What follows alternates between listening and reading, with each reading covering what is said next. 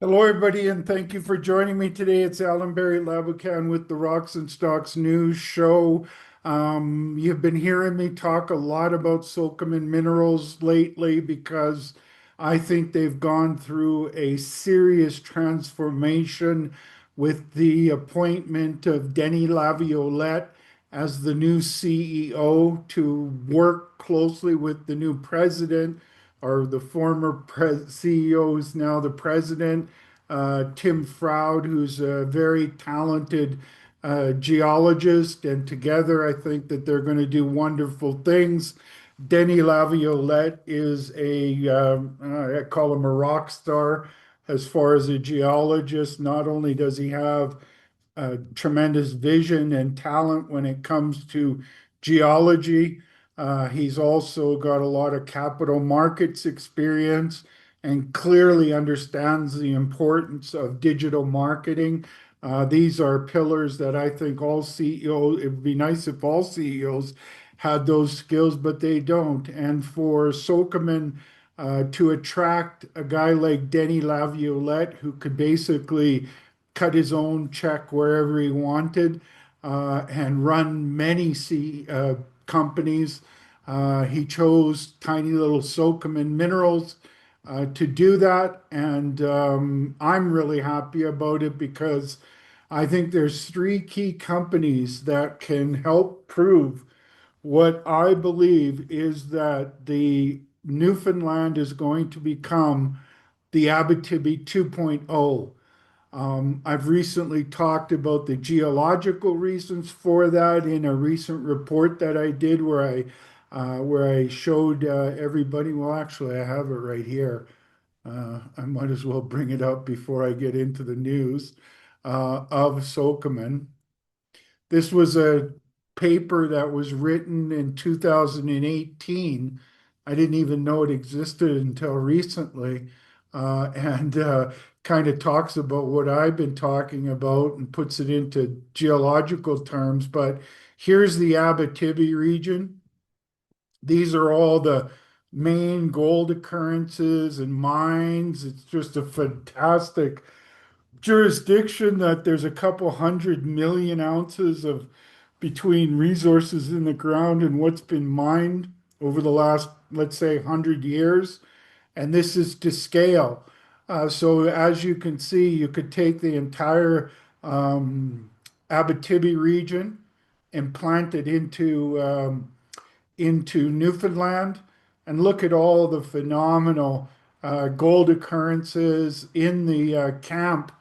And now, but another reason that I think it will turn into the Abitibi 2.0, and one of the leaders of that charge on the mining side is Equinox Gold and their Valentine Lake mine down here in the along a key structure.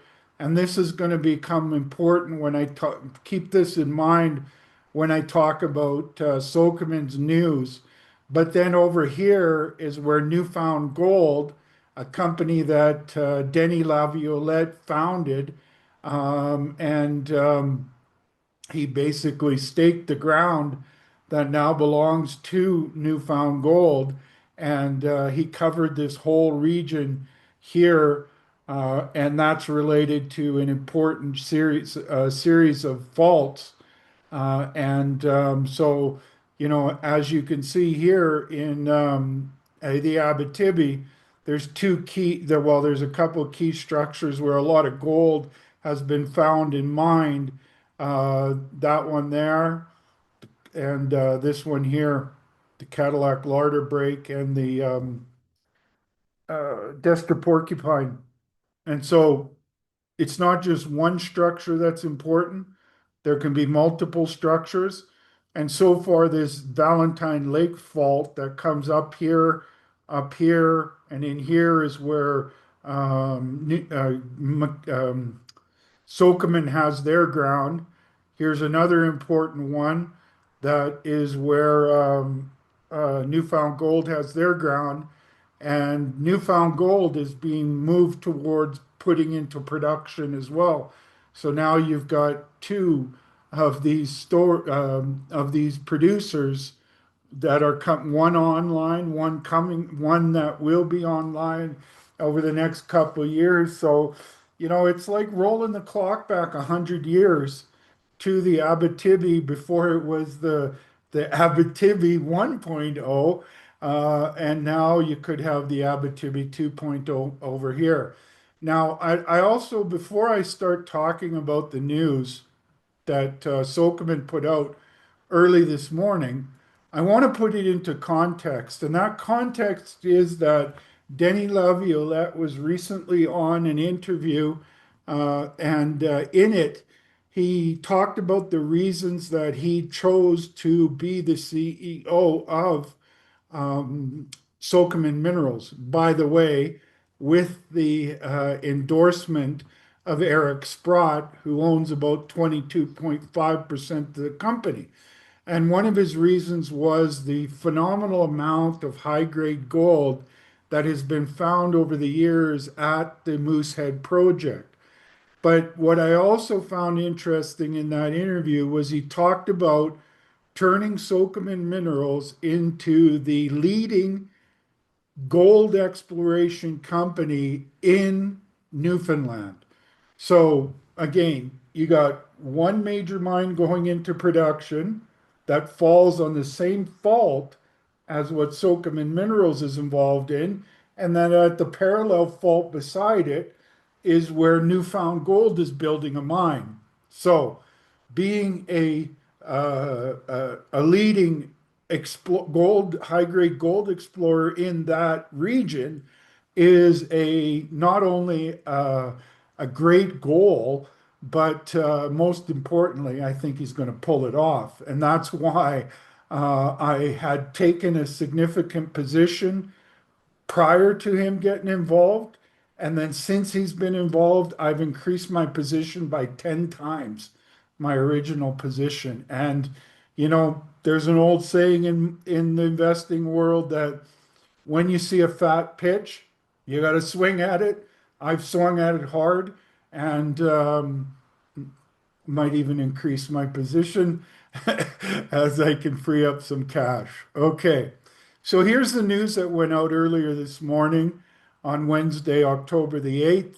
Sokoman Minerals triples claim holdings along 65 kilometers of the Valentine Lake Fault, building its district scale Treasure Island project.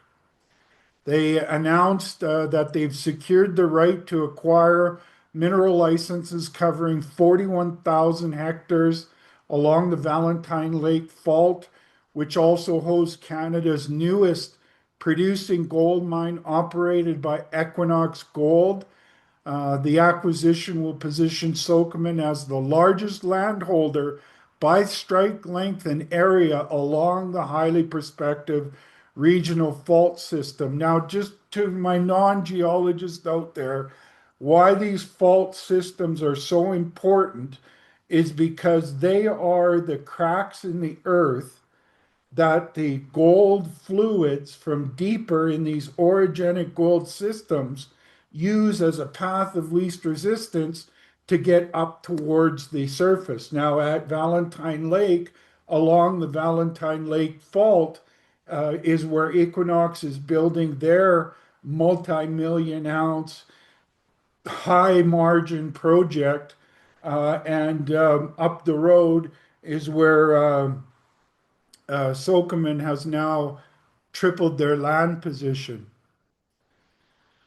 Highlights the company's mineral license holdings along the Valentine Lake Fault will expand to over 65 kilometers of strike length in an area totaling 58,000 hectares. The increase more than doubles the prospective strike length while tripling the area of its mineral licenses. The Valentine Lake mine, operated by Equinox, started processing ore in August of 2025. And by the way, pretty happy about that because they're one of my picks. That's up quite nicely, and I think it's got a lot of blue sky ahead of it. So I'm happy with that news. And with the first gold pour in Q3 2025, will be Canada's newest large-scale gold mine with an initial mineral resource of 4 million ounces. The 2022 feasibility study on the Valentine gold mine outlined production of 195,000 ounces of gold per year. The Valentine gold mine is geologically situated along the Valentine Lake Fault Zone, a large-scale regional fault structure believed to play an integral role in the formation of the deposit. So again, folks, I would reiterate that this Valentine Lake Fault is very important. It's the crack that opens up, and then you know that there's a high-grade orogenic gold source that used that crack as a path of least resistance. And the thing about these, like you've seen in that map I showed you earlier of the Abitibi, that along that fault can be many, many, many important discoveries. Through two separate claim acquisition agreements and staking, the company will transform its Moosehead and Crippleback claim groups to form the Treasure Island Project. Love that new name. Maybe they should change the name of the company to Treasure Island Gold. The Treasure Island Project contains the largest mineral license package and longest strike length along the Valentine Lake faults and positions Sokoman as the dominant explorer along strike of the Valentine gold mine. I think that they're going to emerge into the most important high-grade gold explorer in the entire island of Newfoundland. The 100% owned Treasure Island project will be host to the most advanced gold zone outside of the Valentine gold mine at the Moosehead zone, which has over 135,000 meters of drilling completed to date, including high-grade gold grade highlights. Now, put this in context, folks, that a lot of those hits happened when gold stocks were in a bear market, okay? So it didn't get the love that it deserved. But now we're in a very strong bull market for gold, and we need more important discoveries. And I think that Sokoman already has an important discovery. And by more drilling, I think by Denny and his gold finder team, I think we'll do exactly that. Highlights of the past drilling: 70 grams of gold over 9.05 meters, 45 grams over 11.9 meters, 12.5 grams over 39.6 meters. I know that there's a very high grade subinterval inside of this hole. I think it was like over 100 grams of gold. So lots of high grade. 69.5 grams of gold over 4.85 meters.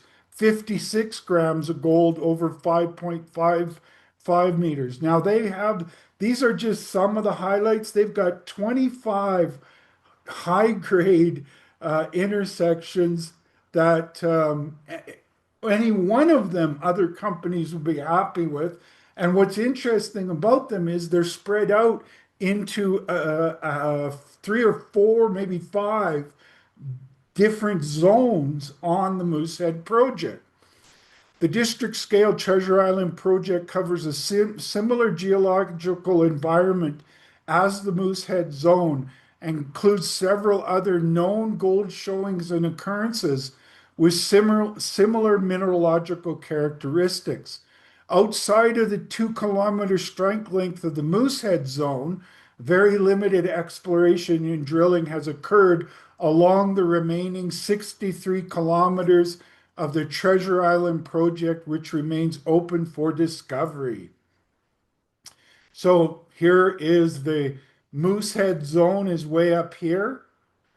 And then they've basically acquired, not basically, they have acquired all of this. Now, here is the Valentine Lake Fault, and you can see it cutting right through these claims and through these new claims, the Crippleback zone.